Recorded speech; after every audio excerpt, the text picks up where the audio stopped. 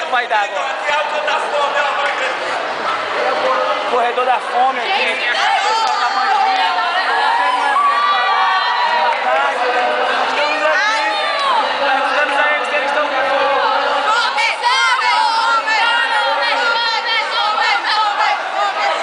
Parece até que esses meninos não têm comida em casa. Tá com fome? Muita fome.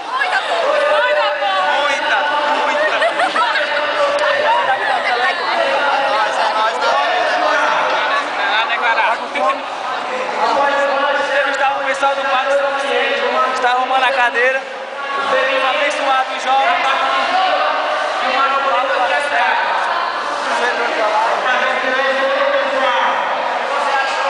Apresentação desse evento que teve maravilhoso.